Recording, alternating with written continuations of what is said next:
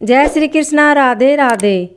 वैशाख मास में नित्यनेम से सुनी जाने वाली सीता माता की कहानी। इससे पहले आप हमारे चैनल को सब्सक्राइब करें, बेल आइकन को प्रेस करें ताकि हमारी वीडियो की नोटिफिकेशन सबसे पहले आप तक पहुंचे।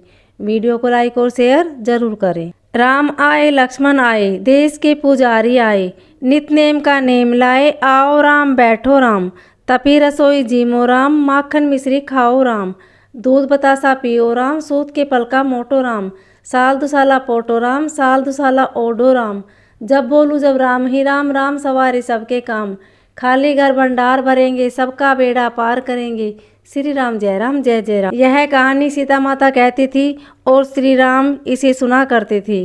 एक दिन श्री राम भगवान को किसी काम के लिए बाहर जाना पड़ गया तो सीता माता कहने लगी कि भगवान, मेरा तो 12 वर्ष का नित्यनेम है, अब आप बाहर जाएंगे तो मैं अपनी कहानी किसे सुनाऊंगी। श्री राम ने कहा कि तुम कुएं की पाल पर जाकर बैठ जाना और वहाँ जो औरतें पानी भरने आएंगी उन्हें अपनी कहानी सुना देना।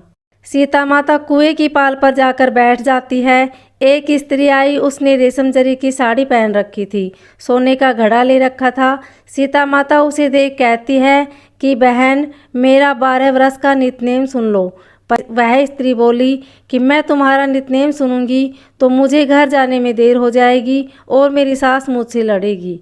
उसने कहानी नहीं सुनी और वह चली गई।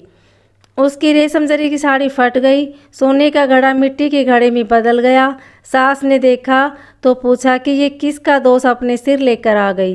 बहू ने कहा कि कुएं पर एक औरत बैठी थी, उसने कहानी सुनने के लिए कहा लेकिन मैंने सुनी नहीं, जिसका यह फल मिला। बहू की बात सुनकर अगले दिन वही साड़ी और घड़ा लेकर सास कुएं की पाल पर गई। सास को वही माता सीता बैठी मिली तो माता सीता ने कहा कि बहन, मेरी कहानी सुन लो।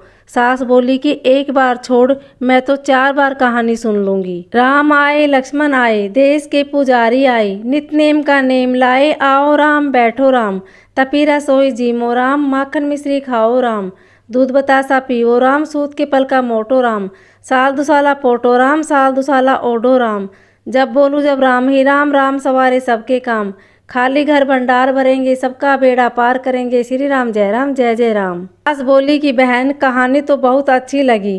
कहानी सुनकर सास घर चली गई और उसकी साड़ी फिर से रेशम जरी की बन गई और मिट्टी का घड़ा सोने के घड़े में बदल गया। बहू कहने लगी, सासू माँ, आपने यह सब कैसे किया। सास ने कहा कि बहू, तू दोष लगाकर आई थी और मैं दोष उतार कर आ रही हूँ। बहू ने फिर पूछा कि वह कुएं वाली स्त्री कौन है। सास बोली कि वो सीता माता थी, वो पुराने से नया कर देती है, खाली घर में भंडार भर देती है, वह लक्ष्मी जी का वास घर में कर देती है, आदमी की जो भी इच्छा हो उसे पूरा कर देती है। बहू बोली कि ऐसी कहानी तो मुझे भी सुना दो। सास बोली कि ठीक है, तुम भी सुनो, और सास ने कहानी शुरू की। राम आए लक्ष्मण आए, देश के पुजारी आए, नित्यनेम का नेम लाए, आओ राम बैठो राम, तपी रसोई जीमो राम, माखन मिश्री खाओ राम, दूध बतासा पियो राम, सूत के पलका मोटो राम, साल दुसाला पोटो राम, साल दुसाला ओढ़ो राम, जब बोलूँ जब राम ही राम, राम सवारे सबके काम, खाली घर भंडार भरेंगे, सबका बेड़ा पार करेंगे, श्री राम जय जय राम।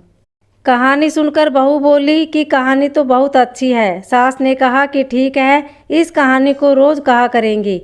अब सास बहू रोज सवेरे उठती, नहाती धोती और पूजा करने के बाद नित्यनेम सीता माता की कहानी कहती।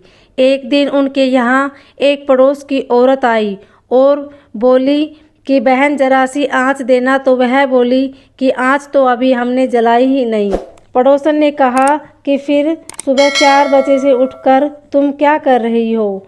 उन्होंने कहा कि सुबह उठकर हम पूजा करते हैं, फिर सीता माता की नित्यनेम की कहानी कहते हैं।